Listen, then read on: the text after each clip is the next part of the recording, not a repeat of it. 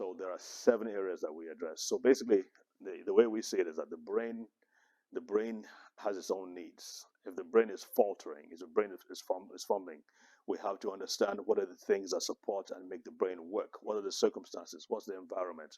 What is it that makes the brain work the way it should? Then focus on providing the brain with those things and then standing back and watching it respond, if at all. And I have the 7 areas that we talk about here. So I'm going to explain to you why these are important. There are about 12, 13 systems in the body: the cardiovascular system, the musculoskeletal system, the digestive system, and so on and so forth. There, how far have you gone? How much time? You done? Well, you write fast, Anne. You're good. You are. Are you a teacher? Or were you a teacher? Ah, you see, that's it. Okay. Okay, so obviously we're dealing with the brain here. So it needs all the help it can get, like I said. Now, the brain, let's assume this is the brain here. This is the part of the brain that controls the rest. The brain gets impulses. Yep. Yep. So the brain gets feedback from the hormones, estrogen, and so on and so forth. It also gets feedback from the immune system. These three I call the central governing system, and they control all the other systems in the body. So for the brain to work, it must get support from the endocrine system and the immune system. So it's a continuous loop and feedback. For this, so we have to support each of these. All right, that's the endocrine system, that's the immune system, and we use a lot of what are known as nutraceuticals. Have you heard of that before? Okay, so nutraceuticals to strengthen the immune system, nutraceuticals to strengthen the endocrine system. And of course, there's no way those nutrients are going to get to the immune system, the brain, or the endocrine system if it doesn't go through the gut. So the brain needs nutrients for it to repair itself. The human body heals itself.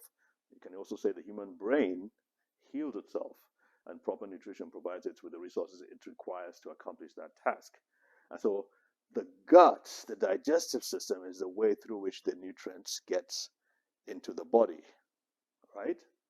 If the digestive system needs to be empowered and strengthened as well. But it's not just about digestion. We're finding out that right here in the colon, the final part of let me stay tuned, not come too close. The final part of the digestive system it has what is known as the microbiome. It has the bugs, the whole collection of the good bugs and the bad bugs. Interestingly enough, that collection of microbiome is the same mass as the brain. So it's about it's about 3 pounds or something. About 3 pounds. The brain is about 3 pounds as well, I think. Did I get it? Anyway, it's about the total mass of the bacteria in the gut is the same as the mass of the brain, interestingly enough. And we know that the bacteria exert a tremendous amount of influence on the brain. Tremendous amount of influence. I discovered that when we started treating kids with autism and kids with Down syndrome. We found out that simply in Down syndrome was the most dramatic. All we would give them are the probiotics, Down syndrome.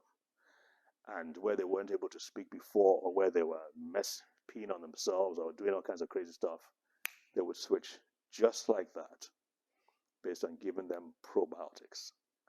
So the influence of the gut on the brain is absolutely remarkable, and it is a tragedy, in my opinion, that people that deal with the brain, neurologists, psychiatrists, even psychologists, are not taking this into cognizance, because it plays such a tremendous role in the whole brain-body connection.